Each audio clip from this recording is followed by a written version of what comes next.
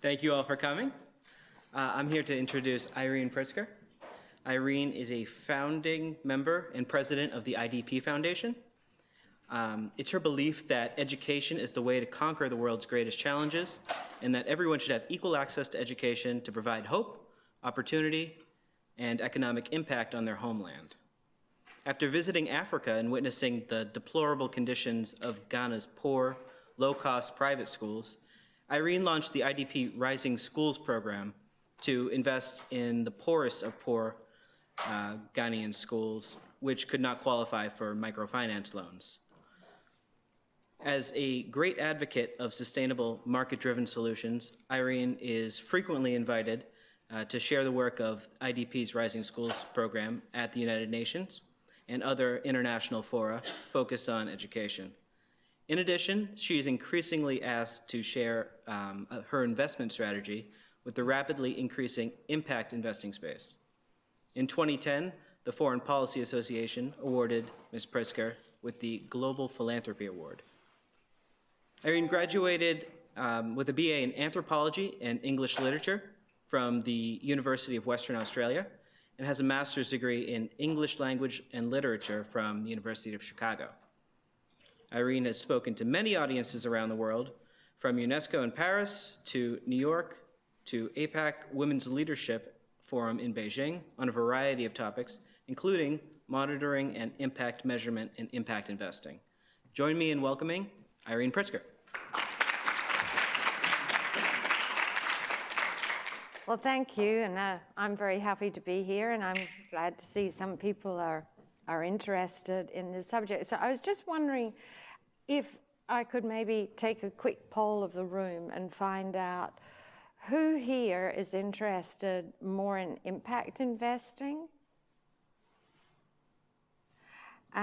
Who's most interested in innovative philanthropy? Okay, so I kind of, and who's interested in education? Okay, so we've got, everybody's interested in everything, which is great because I'm interested in everything too. So as you can see from my background, I have absolutely no abilities in MBA, business management or anything else. And all of the work that I've kind of developed has been mostly because of pure instinct and reaction to something that I saw that angered me very much. So I think, you know, the basic way that I'm going to frame this talk is to talk about how I saw our philanthropy as seed capital for impact investing, taking on very, very risky projects that would most likely fail. And how that has evolved because it was successful, how that took me into the way that we grant the rest of our dollars, where we always want to see things leading to sustainability, moving away from aid, and then also understanding how that affected how we invested the corpus of the foundation. So maybe it's an interesting story to tell, to talk about how did all this actually ever begin. So in 2008, I happened to co-found a foundation with my daughter, Liesl Pritzker, now Pritzker Simmons, who you may have heard of, those of you who are interested in impact investing, because she has worked with Justin Rockefeller to co-found something called the Impact, which is a little bit like Warren Buffett's Giving Pledge, where you actually pledge to invest your money with 100% of social impact, the ESG and governance. Anyway, when we formed the foundation, it was, you know, a whole sort of incidental bunch of coincidences how I ended up in Ghana looking at microfinance programs that would possibly lend to schools. And when I got there, what I discovered that the types of loans that these financial institutions were considering to start what they called an edu-finance program were actually small to medium enterprise size loans at fairly large and established schools. And in my research of what I had learned about the low-cost private school sector and its prevalence and rise around the world, was these schools were nothing like what I had seen indicated or described. And so I wasn't interested in getting behind that EduFinance program, but I was able to go and visit a school that would not qualify for a loan. And where was that school? That school was in something called the Agbabloshi market, a slum market in the heart of Accra. And the woman who had a school, one of many, many schools in this market, had been a really, really successful, creditworthy loan client for her yam business.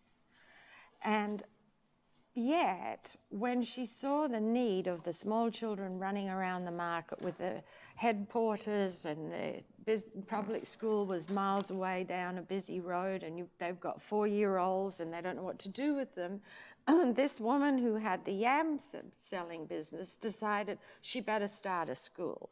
And that enrollment grew very quickly to 400 students, but the conditions of the school were dangerous and deplorable. But when she went back to her financial institution to say, can I get a loan for my school so I can improve the infrastructure, they said no. And what I couldn't understand is she can get loans for her yam selling business, but she can't get a loan to improve a school. Why? So I did a lot of, why, they say? Because we're a regulated financial institution. Those loans are way too risky. We cannot possibly take that risk. So I set about to find out, does anybody lend to these kinds of schools?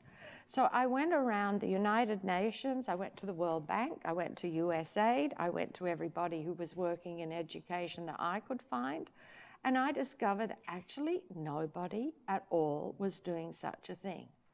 So I found this fantastic financial institution, Ghanaian, called Sinapiaba Trust. At that time an NGO, it is now also a savings and loan, which makes our program even better, and I'll tell you why later. So it was a credit issuing institution. It had only ever done trust group loans, and they were enormously excited about the idea of us as a foundation coming in and completely funding an experiment to see if it would be possible to lend to such a school. So we went out and we did an enormous amount of market research. We drove around in 4-wheel drive vehicles all over these horrendous areas and just said, is there a school? Is there a school? Can we talk to you? Can we? So we found out by interviewing really long questionnaires that we made up ourselves with 40 school owners at over 4 different regions in Ghana. In Ghana, there are 10 regions. And we found out all their common needs and all their common problems. And what we discovered was, if you want to lend to a school which is basically a bunch of kids sitting under a tree with a blackboard nailed to the tree trunk, you want to call that a business and lend to it, what do you need to do? So you need to give them financial literacy training. We learned that in a big hurry. And you need to give them some idea of school management and how do you actually register your school, not only as a school, but as a business? And how do you work with the government and your district officials? Well, this was all really new because these people were basically living hand to mouth.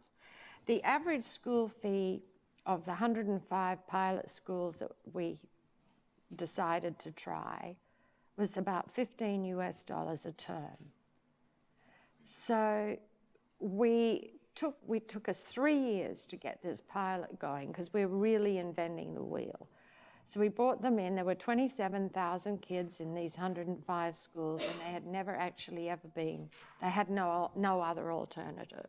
Either the government school was too far away or so badly governed with the teacher absenteeism and a myriad of overcrowding and lack of supervision and not free anyway, that the parents decided to try to fork out a bit of money to somebody who had a bit of education that would begin a school. Anyway, after 3 years, we got the model right. We had over 93% repayment rate of the loans. At this point now, 7 years into the program, there are like 540 schools that have been through this program, everyone individually owned.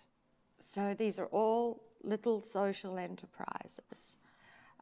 We have, again, over 93% repayment rate of the loans. The infrastructure is improving. We track and we spend a huge amount of money on data collection. And we just had Results for Development, a very reputable independent research firm, just go and do a really huge study where they interviewed 2,000 households, they had a control group, they had everything else.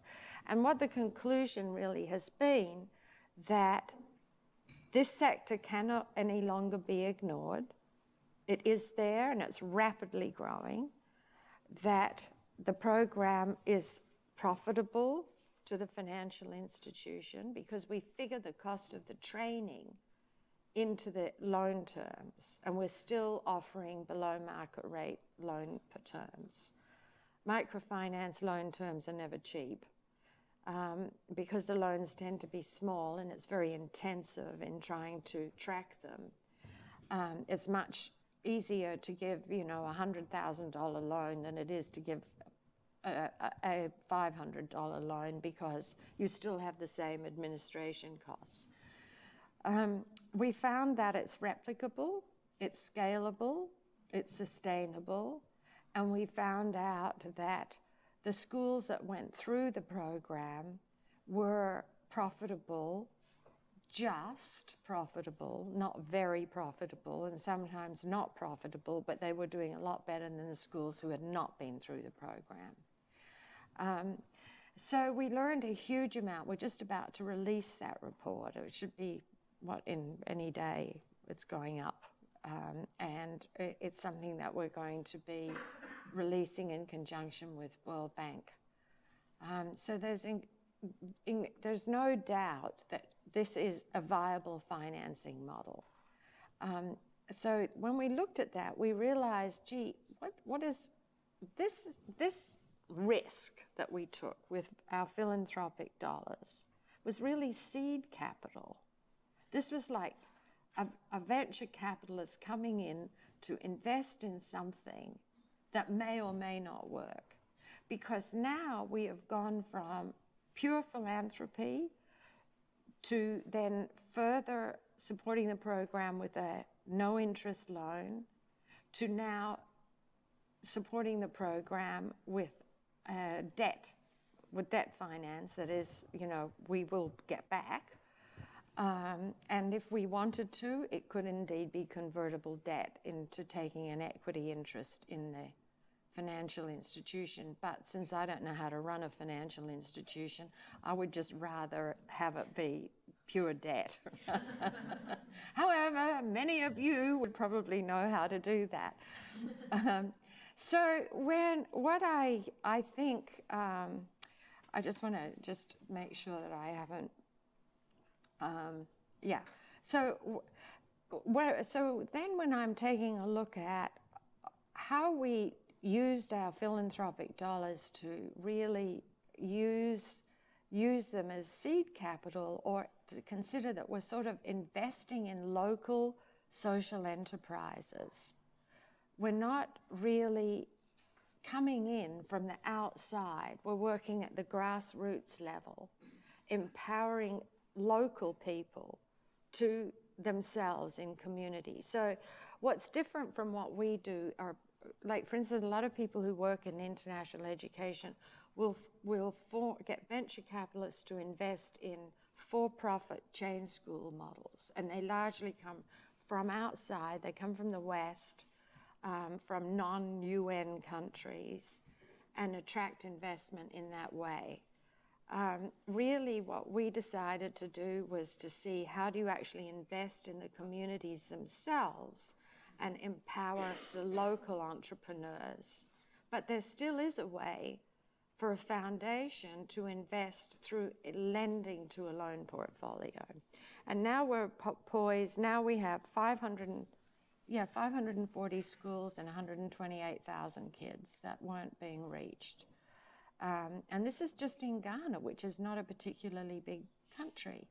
The other thing that we did was that we were very careful to make sure that we work very, very closely with the government.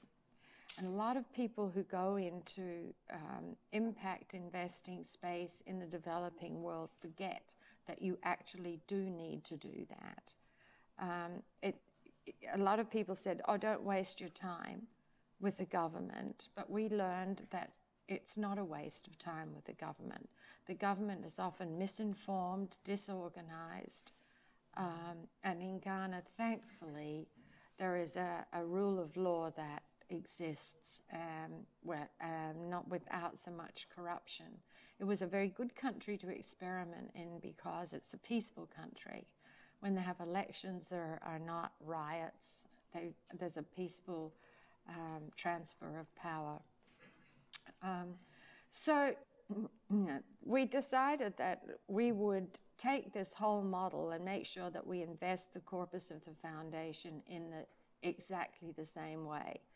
That we would not just try to invest to make money and then give the money away, but that in fact we would be much more accountable to the mission of the foundation in the way we choose money managers and the types of investments that we make.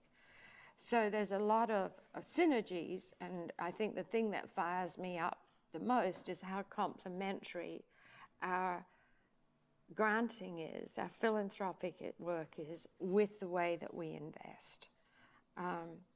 So I also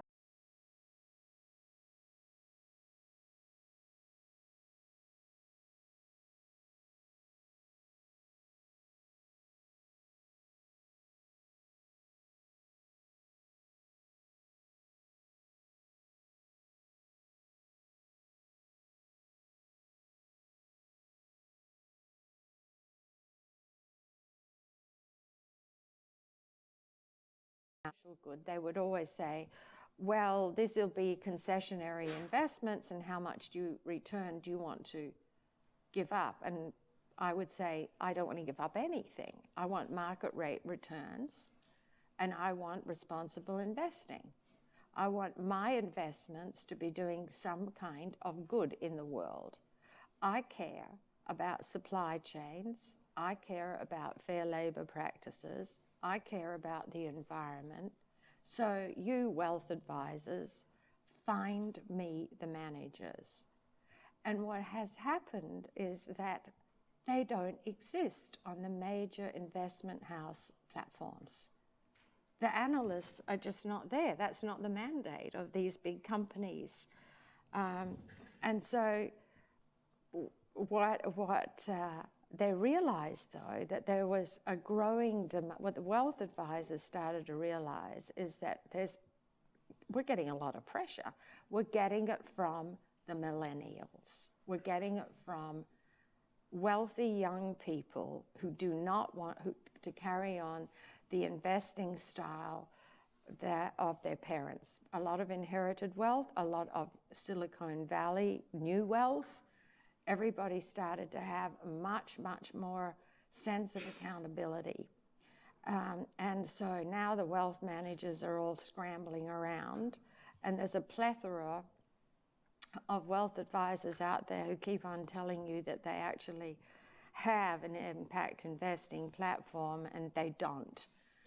So you have to be extremely discerning. If you're interested in going to work for impact investor in the impact of investing arena, you have to be very well informed and do a lot of research about which company and which firm you're going to work for.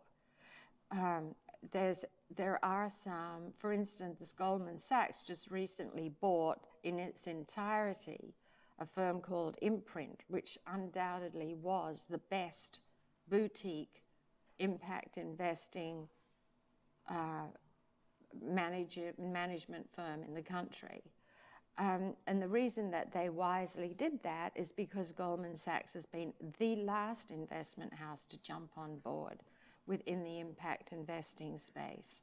So now all of the big banks, and I'm often asked to go and speak at big banks to a lot of people who are interested in impact investing, family offices and other people, and it is clear that the bank is not in any position to offer the products that they're saying that they can offer. But what they are doing is scrambling like crazy to get up to speed. And we have been very fortunate that our wealth advisors actually switched firms in order to, because they saw the writing on the wall. And they moved into a firm which is pretty dedicated to impact investing. There are so many impact funds now coming across the transom that all have to be evaluated. Private equity funds, social bonds, all kinds of things. It's happening so fast and so rapidly that it's very, very hard to keep up with.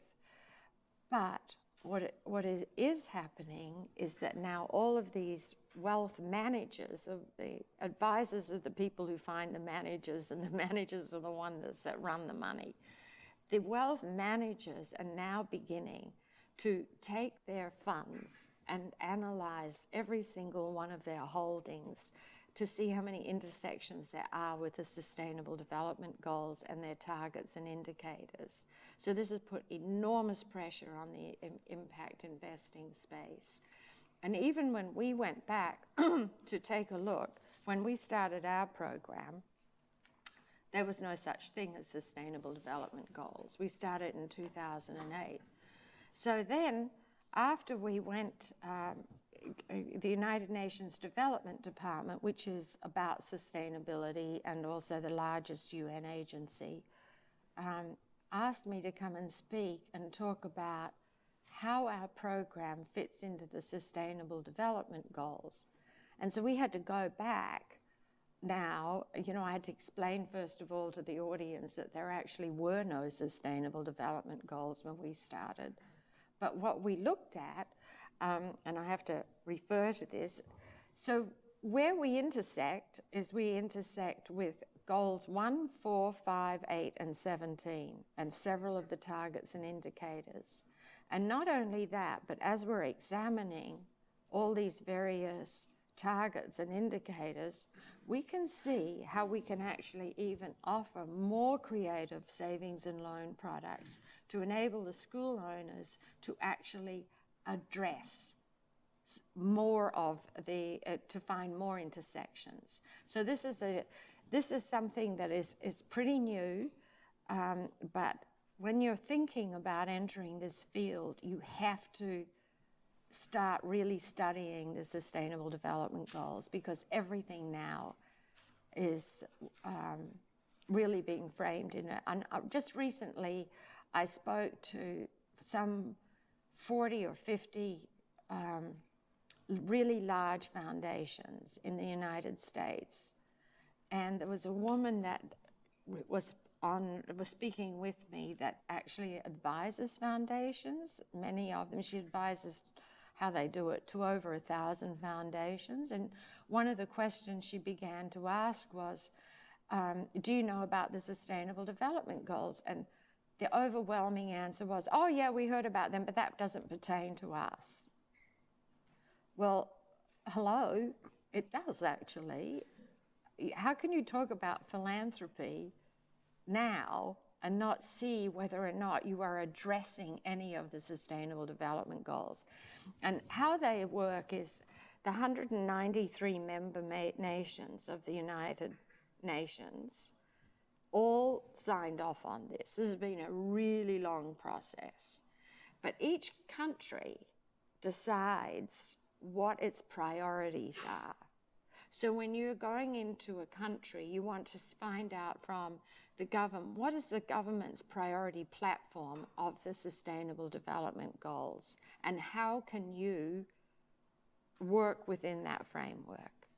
So the whole system has changed. You know, it's really rapidly changing, turning on its head. So traditional philanthropy is kind of out of the window, and the new way to think of philanthropy is in terms of sustainability, it's in terms of scalability, it's in terms of moving away from aid, and you have to look at sustainable development goals. So if you have any questions for me, I'm happy to try to answer them. So earlier you mentioned that IDP's model was replicable and scalable. So I'm wondering if you've thought about replicating and scaling it outside of Ghana. Yes, we are. As a matter of fact, we just formed a partnership, and the countries that we're seriously looking at is Kenya, Nigeria, and Pakistan. I'm more nervous about Pakistan because I'm terrified I'm going to end up on some sort of watch list if I get into the wrong rural area. But we definitely are moving forward, yes. And what makes it scalable besides the financing structure? So the actual management of the schools it sounds like it's different depending on each of the schools. They operate independently. So what's scalable is just the financing, or is there other ways you're thinking about helping them manage their own schools? Well, if you can lend to a school and track and watch its improvement and we track a lot of data, increase in enrollment, number of girls, how many grade levels they add, are they improving things like sanitation, do they have effective school management committees? Do they have all of these sorts of things? So if those schools are improving and they're paying back their loans and taking multiple loans, and then the financial institution is making a profit from that, and then as Sanapi Harbor Trust also got savings and loan status, now you can create all kinds of incredibly creative loan products, which again increases the savings products, that to help parents pay their fees, to help teachers be paid on time. So when you see all these kinds of things happening, you say, look, this can be scaled because this is not aid dependent. It is sustainable. It's not depending. This program, as we're expanding, there's no more aid input at all. The only thing that we do as a foundation is independently pay for outside research and data collection to either see were we barking up the wrong tree, or is in fact can this stand up to peer scrutiny, and are the people conducting the research well-respected academic researchers? I'm sorry, I forgot to mention. Could you press the button? Sure. Thank you. You mentioned that the repayment rate is about 93%. A lot of microfinance and microloan organizations claim to have the repayment rate about 98%. Is there anything specific that you are doing to increase the repayment rate? And despite having multiple touch points, as you mentioned, that there's a lot of data you're collecting, you're speaking out to these people, why is the repayment, why are 7% people not being able to repay? Well, excuse me, we measure our, when we have a very conservative estimate of when we say that something is in default. That doesn't mean that we don't have an opportunity of collecting on the loan. It means they're late. That's how we measure it. We've lost very little where we've had to totally write it off. But we use that conservative estimate. Also, in the world today, if you're really talking about microfinance loans, most of them are trust group loans, where you have that peer pressure, because if you have a trust group of 12 people, they're all guaranteeing one another's loans. Loans to schools of this level, at the bottom of the pyramid schools, is very rare. And so what we realize is there have been many things that we have just recently decided to change, such as, okay, here we have someone who's on their 7th loan. They're obviously creditworthy. Instead of eking out the money, let's get the credit commission, the loan committee within the financial institution to loosen up its rules. Let's do full project financing. And, sometimes when Sanapiaba Trust began, it was an NGO. It's now a bank. And, we've been pressuring them. Could you make some changes here in the people who are reviewing your product? So, but it's not our bank. So we're dependent upon Sanapiaba Trust. We don't run Sanapiaba Trust. It runs itself. We can clearly see that they could refine their savings and loan products and be more creative, which we think would increase the repayment rate of the loan. Now, all of this is being tremendously scrutinized in this last study that we did. And the partner that we have signed on with to take this into some other countries are acutely aware of the need to be extremely creative. Now, you've got to watch the local regulators and you have to understand the cultural context and everything. But I think that our 93% repayment rate is because the program isn't so old. People are actually stunned when they see that we got this kind of repayment rate. It varies. Sometimes it's 96, but the latest report showed it's 93. So it's kind of a new concept. There's still nobody doing it. And so I'm sure that we need, if we were having like a 63 repayment rate of the loans, I'd be saying like, can we just forget this whole thing, But we think that we're successful enough that we're going to be okay. So I have a question about the metrics. You've been talking about the Sustainable Development Goals, but obviously there are a lot of different metrics in this field, like the IRIS or the GIIRS, or hundreds of other ones. Do you see, moving forward, do you see these being consolidated and being used? Do you think it will be the Sustainable Development Goals that will be kind of the gold standard of impact investment measurement? Or is that really feasible measuring financial impact? Well, I think the Sustainable Development Goals are goals. They're not necessarily the actual metric that you use to measure impact. That's something different. What they're really doing with the targets, the 169 targets of the 17 goals and all of the millions of indicators, is to let you know, well, hundreds of indicators, is to let you know whether you are in fact addressing all of the things that should be addressed to end poverty. The metrics that are used to measure that impact, there are a number of them, and it just depends which ones are being applied. And I can quickly get out of my depth here because I told you I don't have a finance background, but a lot of different firms use a lot of different things. And what is impact? What is like really responsible impact in one place can be irresponsible in another place. So for instance, think of the social impact in a good way of social media in this country. But then think of what has happened to labor practices in the countries that produce these devices that we use. There's a lot of things that you can talk about. An end product's great, the supply chain is terrible.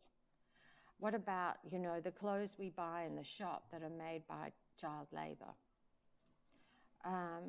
So there's measuring impact can be very country specific, and it can also be very tricky.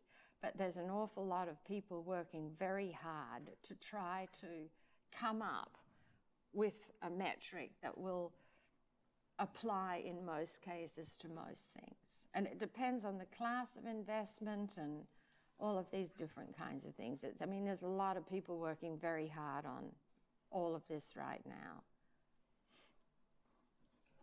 Do you have any thoughts on whether chain of schools like Bridge Academy is better or worse than these individual entrepreneurs who are running their smaller schools? Well, when it comes to Bridge International Academy, you know, they've had their challenges because they self-report. And so they've also attracted a huge amount of investment money. After many years, they're still not profitable. So it's really hard to tell. But the one thing that we do know is there's certainly nothing wrong with a well-run chain school model. And we know a lot of them. There are a lot of them out there. But it can't have the global reach. You know, if the reason we chose, I mean, I was asked many times to invest in startup chain school models. But where my heart was, but what about all the schools that are already there? There's millions of them around the world. If we could come up with a way to create empowerment of those entrepreneurs in the schools, a way to work with governments to regulate the schools properly, and a way to subsidize schools that meet certain standards. I don't mean that they have to have fantastic buildings, they just have to meet certain standards that can be measured and not self-reported. Surely that is likely to have a wider impact in the end. And you know, this is a massively political hot debate. There's a lot of academics who screech public only.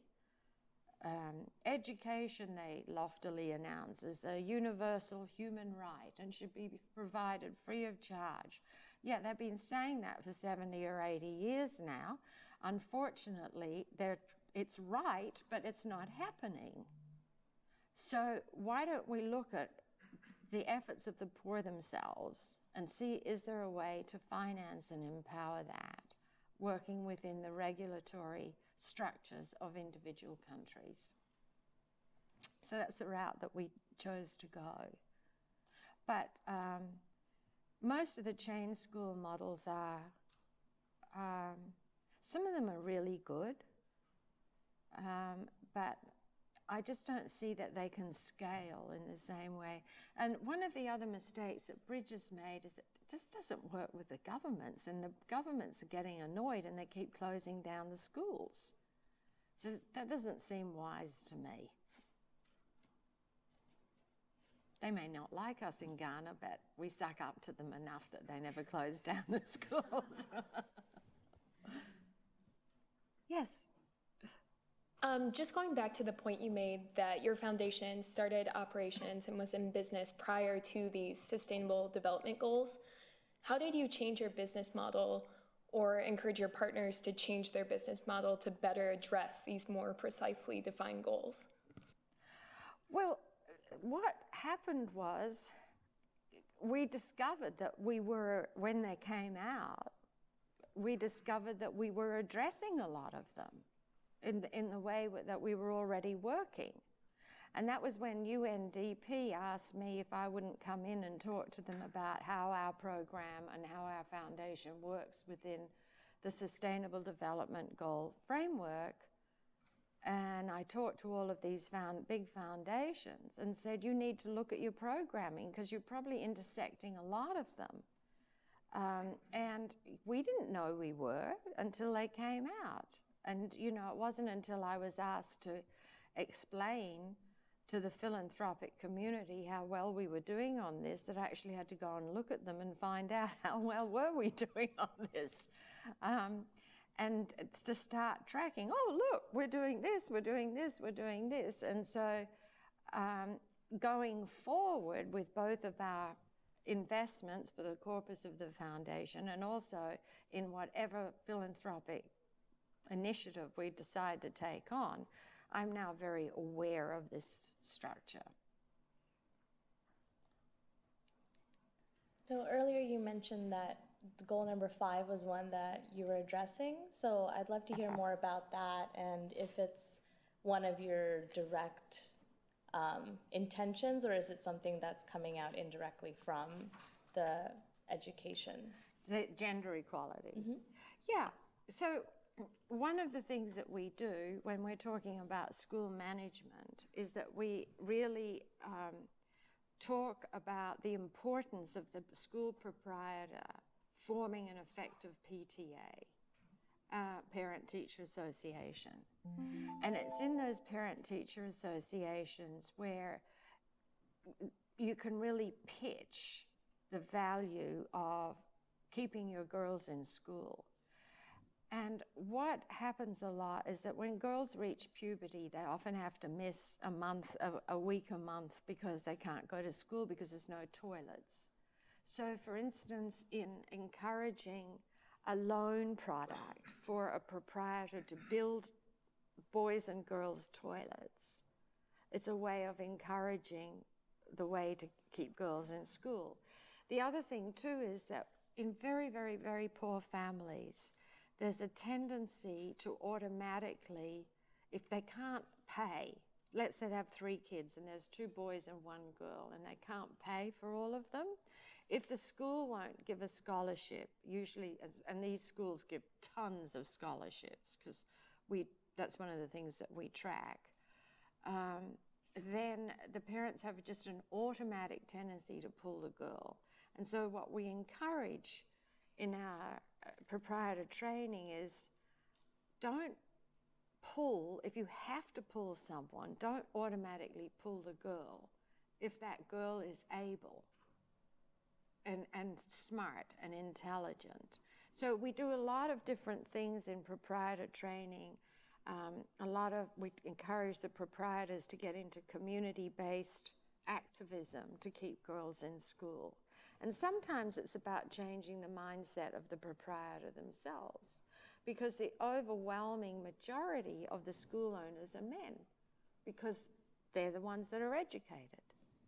But don't get me wrong, Ghana is a robust academic community. There's one of the most amazing universities that is called a Shesi University. Have any of you ever heard of a Shesi University? Well, you should look it up. It's spelled A-S-H-E-S-I, formed by a Ghanaian man who used to work with Microsoft and has formed the most amazing private university to build leadership skills. It now has an engineering school, it has school of management, it's the most extraordinary thing.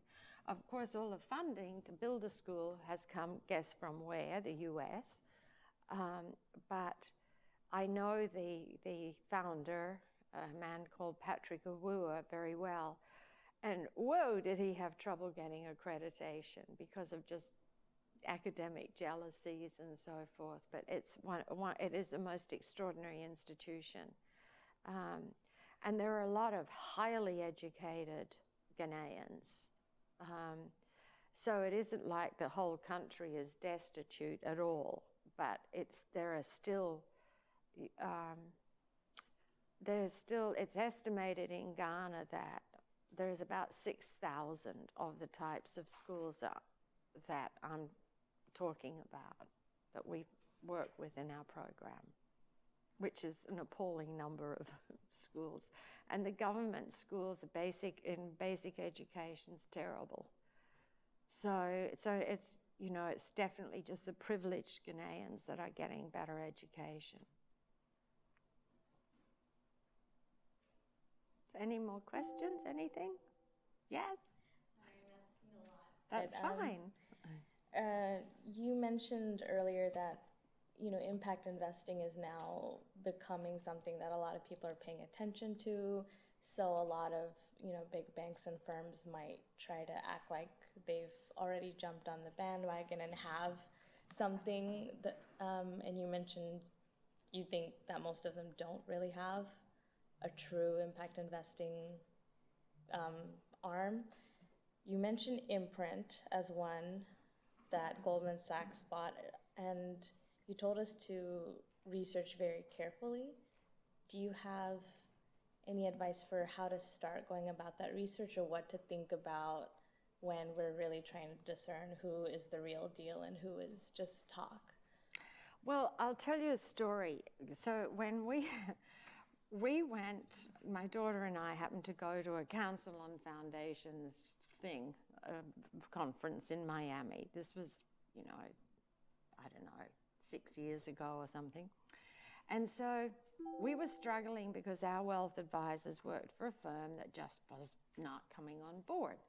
So with many conferences, you know how they have those exhibition halls where they'll have all those cubicles and people selling their wares and so forth.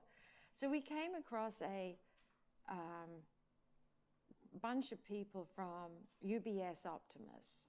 We're Impact Investment Group, So we got all excited in our naivety and said, oh, this is lovely, and they talked up a storm, and that there was this and there was that and the other and all the rest of it. So we took $10 million out of the foundation away from our wealth advisor and said, well, we want to see what happens.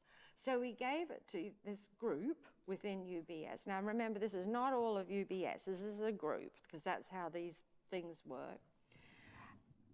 And they flew in a whole bunch of impact managers for us to meet with. And we were very impressed with some of them, and we were excited. And now nothing's happening. So we kept saying, well, when are you going to, you've got all this money and you're charging us fee on cash management, when are you going to actually invest it? Well, unfortunately, they said we can't because they're not on our platform. Well, why did you do that? Well, we were hoping they'd come on the platform, and in the near future, maybe they will come on the platform. We're like, well, thanks, we'll have it back. So we took it back from them. So really, the danger is if you're thinking of going to work for a firm which says it is really involved in impact management, you have to find, first of all, the group, the wealth advising group within that company, and they need to tell you who their managers are. Who are they recommending? How can they prove to you that they actually have the capability of recommending true impact managers? How do they measure the impact? Are they just purely doing negative screening? Are they just doing positive screening? Or are they actively looking for direct investments that are true impact investments? What metrics are they using? What metrics are their managers using? But I mean, it's getting a lot more hopeful because the space is a burgeoning space. But you do, if you want to work for an impact investing firm, there's still not that much on offer. And how you actually go about doing the due diligence and all of that kind of stuff. The people that are really doing due diligence on all of these funds, they're traveling a lot. A lot comes across the transom that they have to investigate. And it's expensive. So therefore, as the more big firms that can actually absorb those expenses start adding these kinds of managers to their platforms, then you have a much better chance of having an impact in that field.